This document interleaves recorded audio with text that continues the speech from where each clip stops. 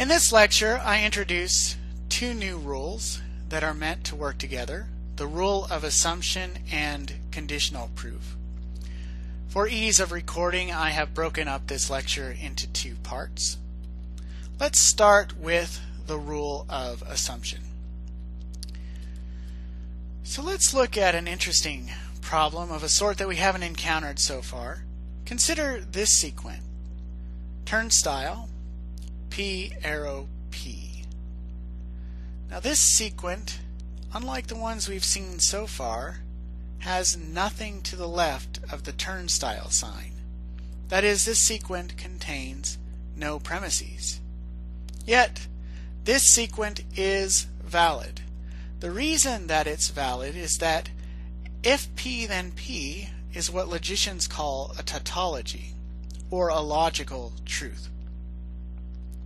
That is, one can see that regardless of what P stands for, as long as it stands for a meaningful declarative sentence, if P then P is true. If it's raining, then it's raining. If the moon is made of cheese, the moon is made of cheese. These are obvious, trivial truths. So if P then P is a logical truth or a tautology, and any sequent, even a sequent with no premises that has a logical tautology as its conclusion, is valid, because it's not possible for its conclusion to be false. Okay, so this sequent is valid, but how can we go about proving that it's valid? Well, right now we're kind of stuck, because in every other example that I've given you, I've said, here's how we start. We write down our premises. But we have no premises to write down. So how do we even get started towards proving that this sequent is valid? We need a rule that allows us to write down lines even under conditions in which we have no premises. And the rule that allows us to do that is the rule of assumption.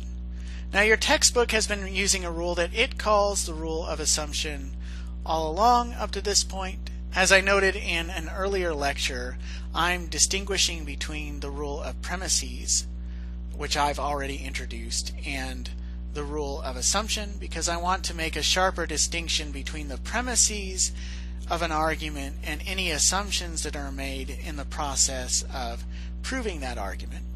But I did promise that I would introduce a rule of assumption later on, and here it is. At any point, one may write down any sentence that one pleases, provided that one keeps due account of the fact that that line, and any other lines that are derived from it, consists of or makes use of that assumption. There's a caveat to this rule. The last line of a proof may not consist of or depend on any assumption. Okay, so this is a mouthful, but it's easier to see how the rule works if one sees how it's applied. So let's get back to our problem. Okay, so the rule of assumption says basically we can write down any line we want, provided that certain conditions, certain provisos are met. But yeah, more or less we can write down any line we want. Okay, so what's to stop us then, since our goal is to write down if P then P, what's to stop us from just doing this? Writing down if P then P, and saying that we're getting it via the rule of assumption. Well, here is where the need to pay careful attention to our provisos comes in. Our provisos and our caveat. Alright, so first off, we need to take, whenever we use the rule of assumption, we need to take account of the fact that the lines that we introduce by way of that rule depend on or consist of assumptions. And the way we're going to do that is by writing over to the left of the line of our proof whatever assumptions that line consists of or depends on. Okay, so line 1 is an assumption. It consists of an assumption. And so over to the left, I'm going to write 1 to indicate that line 1 consists of or depends on an assumption made on line 1. Alright, now this is where our caveat to the rule of assumption comes into play. The caveat tells us that the final line of our proof may not depend on or consist of any assumptions. But the final line of this proof does depend on or consist of an assumption. So this is not allowed. So unfortunately, we can't get by this easily with the rule of assumption. We can't just write down what we want and be done, because our final line here consists of or depends on an assumption. Okay, well maybe the problem here was that we just tried to write down the conclusion of our sequent via the rule of assumption. Maybe we could try to do something a little bit more sophisticated. Maybe we could try to assume lines that we could infer the conclusion of our sequent from. Let's try doing something like this. Alright, so I'm going to write down if Q, then if P, then P. And I'm going to write that down via the rule of assumption. And I'm perfectly allowed to do that as long as I keep due track of the fact that this line that I've just written down consists of or depends on an assumption. So over to the left, I'm going to write down 1 to show that this line consists of or depends on an assumption made on line 1.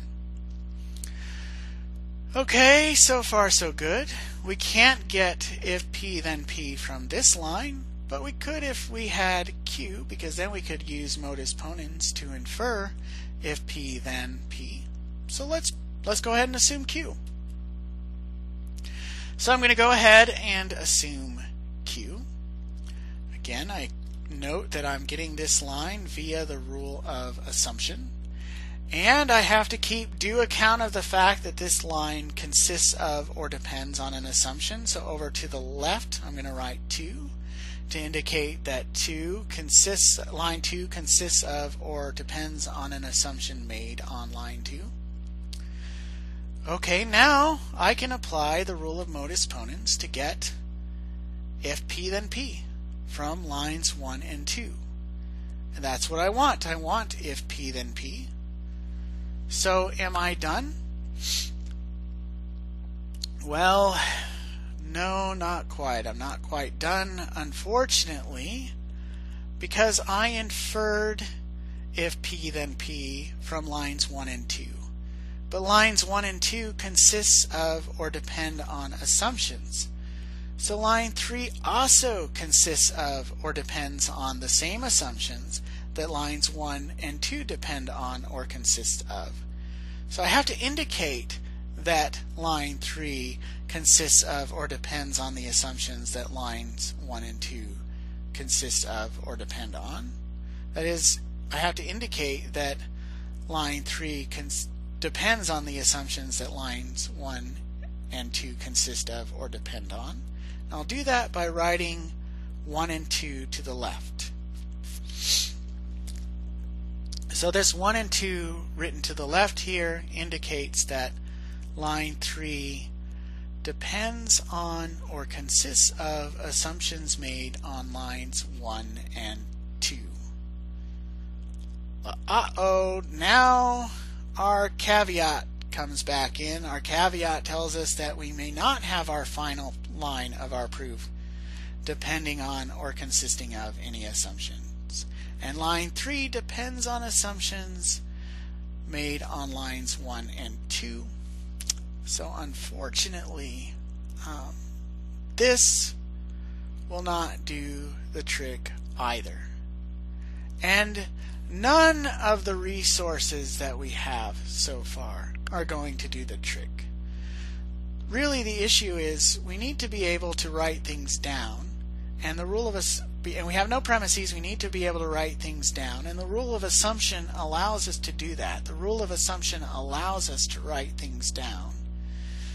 But there's no such thing as a free lunch. If we write down assumptions and we depend on them to make certain inferences, we have to have some way of eliminating our dependence on those assumptions, making it the case that we no longer depend on those assumptions. So we need some rule that will work together with the rule of assumption to eliminate our dependence on any of the assumptions that we make. And that rule is the rule of conditional proof, and I will go over that rule in the next part of this lecture.